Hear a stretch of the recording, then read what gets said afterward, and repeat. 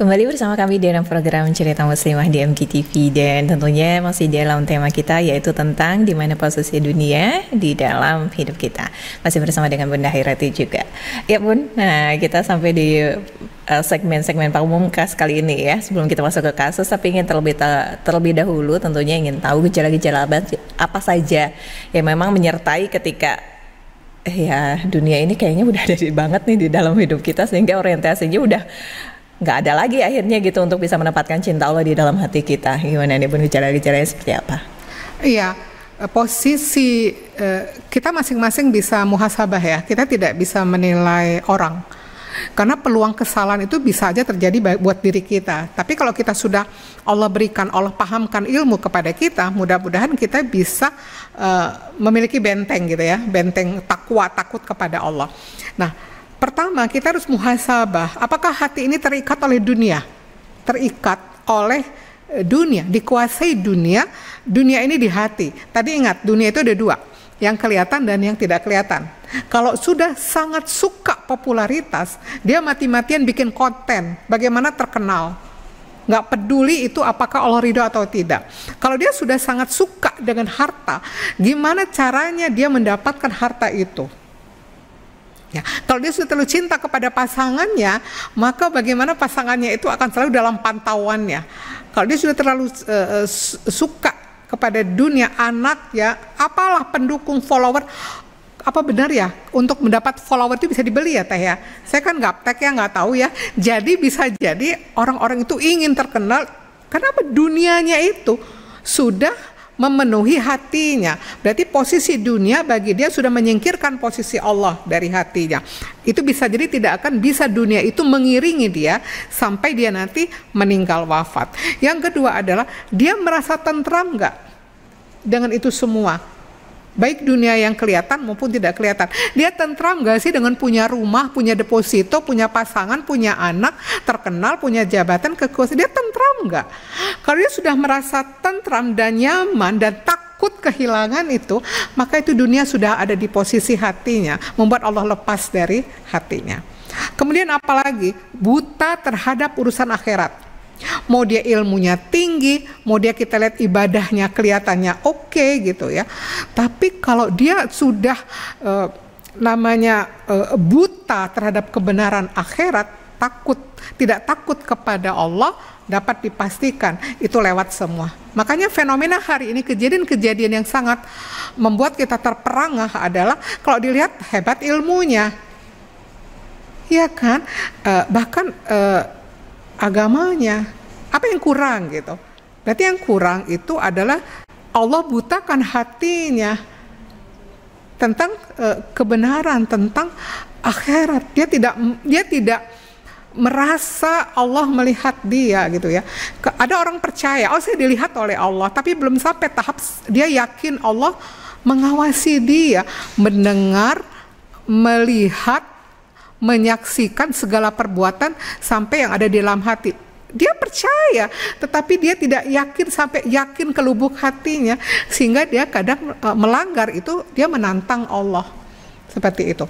Baru kemudian orang-orang yang memposisikan dunia, menggeser posisi Allah adalah melampiaskan syahwat ya, dan kelezatan tanpa aturan.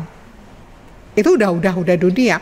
Kalau orang misalnya dari syahwat indrawi, dari pandangan, muncullah nafsu gitu ya.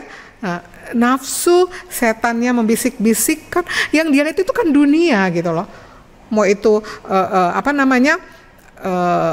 beda jenis kelamin atau apapun, dia lihat tuh, terus dia tertarik, syahwat, keinginannya, nafsunya pengen, setan masuk. Nah, kalau dia di sini tidak waspada, inilah yang membuat dia jatuh dalam kemaksiatan. Kelezatan untuk menikmatinya itu dia sudah tidak pusing lagi dengan aturan Allah.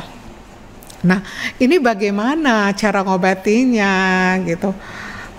Coba diperhatikan. Andai ya seseorang ingin bermaksiat gitu ya, karena dia cinta kepada dunia, maka dia akan bermaksiat tuh. Coba dia melatih ingat mati. Itu obatnya.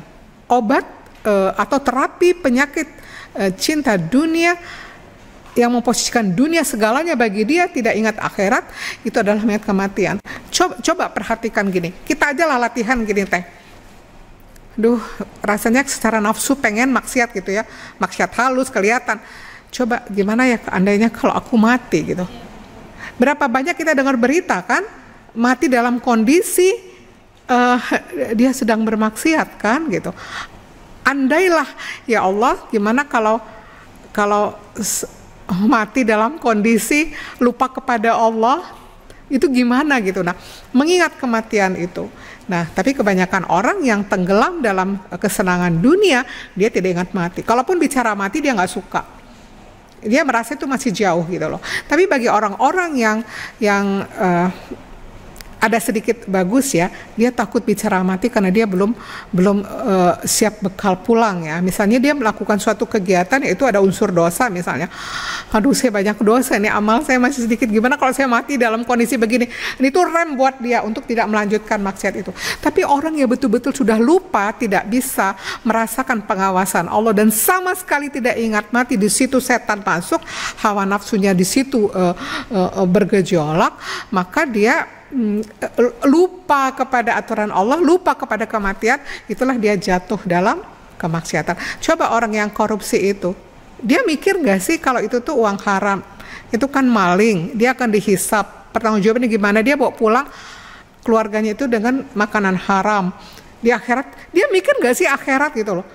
Makanya orang yang sudah dunia itu menjadi andalannya, dunia itu menjadi sandarannya, akhirat tuh lepas. Tapi kalau dia berpikir tentang kematian dan kehidupan akhirat, dia akan bertahan itu. Insya Allah akan bertahan. Makanya tadi dunia itu ujian, posisikan dunia itu membuat kita selamat. Hati kita selamat, jiwa raga kita selamat. Yang kedua adalah bagaimana jangan lepas mengingat Allah. Kalau enggak setan yang masuk, kita lalai kepada Allah. Yang ketiga, kalau kita sudah cinta Allah, selesai itu, dunia itu nggak ada apa-apanya. Dan cinta itu nggak dapat kalau nggak kita kenal Allah yang maha baik, maha kuasa. Gitu loh teh. Nah, mudah-mudahan dengan kita mengingat mati, ini minimal bisa memposisikan dunia yang itu bisa mengiringi kita sampai kita wafat. Gitu.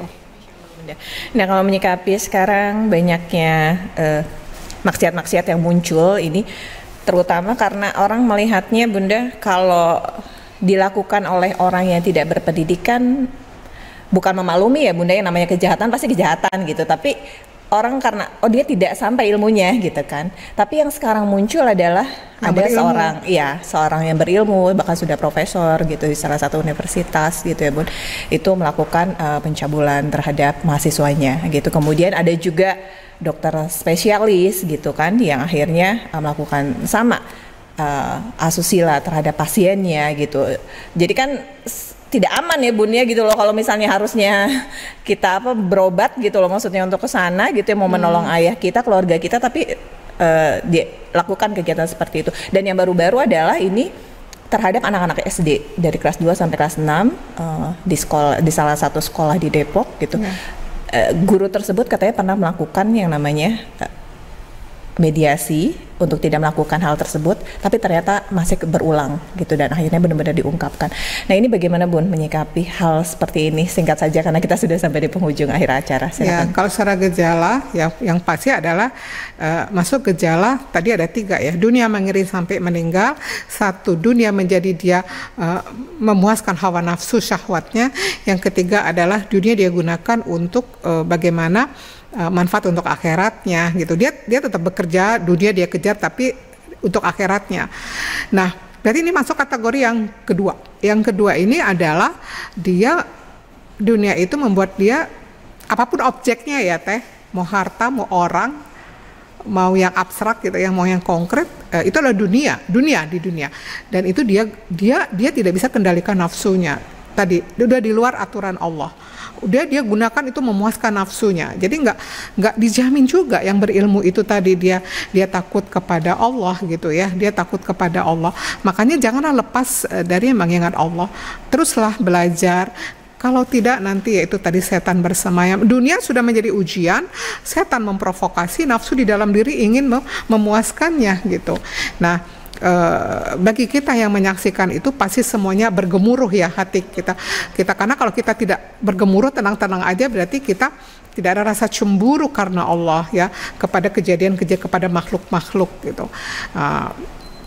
Tinggal sekarang bagaimana kita caranya. Ada orang yang dengan memberi komentar-komentar, nasihat-nasihat, ada orang yang dia tidak bisa ngomong, hanya cuman diam, tapi dia berdoa. Dan ya kita berharap sih orang-orang yang pernah melakukan dosa itu bisa bertobat ya.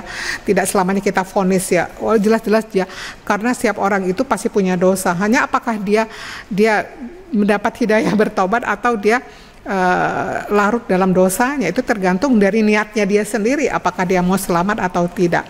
Jadi ayolah kita posisikan dunia ini satu yang sebagai ujian hidup kita ini, bagaimana bisa mengiringi kita sampai akhirat, yaitu dengan menjaga hati kita, menjaga fisik kita, jiwa raga kita agar kita selamat. Kemudian jangan sampai karena asik yang kita di dunia kita lupa mengingat Allah. Dan yang ketiga adalah ingat, jangan sampai posisi cinta kita lebih besar kepada dunia daripada cinta kita kepada Allah. Allah a'lam bishawab, mohon maaf. Assalamualaikum warahmatullahi wabarakatuh. Jazakallah khairan kasiran Bunda. Demikian sahabat MGTV TV, perbincangan kita di tema kita kali ini dalam cerita muslimah, yaitu tentang di mana posisi dunia di dalam hidup kita. Sudah banyak sekali, mulai dari definisi yang Bunda sampaikan, kemudian pemanfaatan ataupun posisi dunia itu dilihat secara syariah seperti apa, kemudian juga bahkan sampai gejala-gejalanya dan obatnya seperti apa, sahabat MGTV. Mudah-mudahan tadi bisa kita implikasikan dalam kehidupan kita sehari-hari. Insya Allah mudah-mudahan semoga kita akan bisa menjumpai Allah nanti dengan hati yang selamat, dengan qalbun salim ya, insya Allah. Dan mudah-mudahan ilmu ini sahabat MGTV akan Allah catatkan juga sebagai bukti kita untuk bisa sampai ke akhirat dan sebagai bukti kita untuk lebih dekat kepada Allah Subhanahu wa taala. Demikian sekarang saatnya saya Rara Zahra dan seluruh kru kerabat yang bertugas undur pamit. Mohon maaf apabila ada kekhilafan. Subhanakallahumma bihamdik asyhadu an la ilaha illa anta astaghfiruka wa atubu ilaik. Assalamualaikum warahmatullahi wabarakatuh.